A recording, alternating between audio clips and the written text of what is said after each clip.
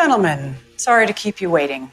My client and I were just discussing a few last matters. Not a problem. Now that you're ready, I suggest we start with division of property. Actually, we'd like to start with the most important issue. Our kids. Exactly, because we're seeking sole custody. What? We didn't talk about that. And what was or wasn't previously discussed is irrelevant. That's bullshit. Marcus, let me handle this. Because they don't really want sole custody. They just want to start on one end because they're expecting us to start on the other. But we don't want to fight. So why don't we just all start in the middle? I'll tell you why. Because we're not moving on this at all.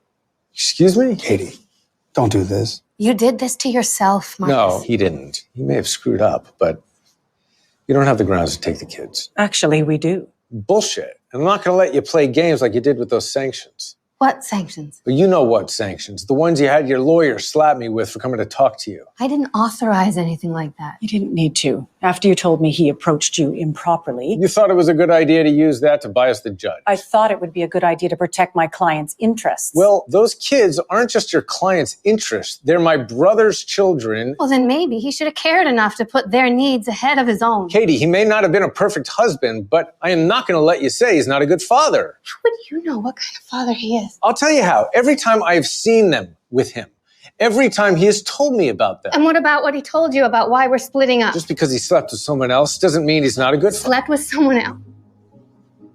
Oh my God. He didn't tell you what happened, did he? Katie. Marcus, what's she talking about? You know what? You can have that conversation on your own time. Because I'm not going to let you tell me this is all my fault when you don't even know the whole story. But let me be clear. I'm taking the kids because that is what is best for them. And if you have a problem with that, Harvey, you can take it up with the man sitting next to you. Because I'm done defending myself. Katie? Okay, you tell me, and you tell me now. What was that all about? I was gambling again. I don't believe this. It was just for a few weeks. It was almost a year ago, and I've been in a program ever since. Let me guess. You didn't tell Katie just like you didn't tell me. I was going to tell you. When? After the judge took your kids? Because they're right, Marcus. They do have the grounds to do that, and you gave it to them. Harvey, there's got to be something you can do here. Not when I don't have all the facts. I point blank asked you what happened, and you said it was because of an affair. Look, I know I should have told you, but I'm telling you now. Well, then you tell me right now anything else I should know, and I mean anything. Haley caught me making a bet, and I told her that I was just playing a game and that it could be our little secret. Are you kidding? Hey, where are you going? Back to New York. Oh, please, you can't. These are my kids. Your kids that you asked to lie for you, which makes you no different than Mom was. That is not fair. What Mom did is nothing like this. You asked your kids to keep your secrets.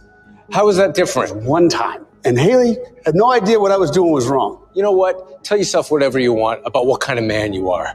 You're not just a shitty husband, you're a shitty brother, and I'm done here.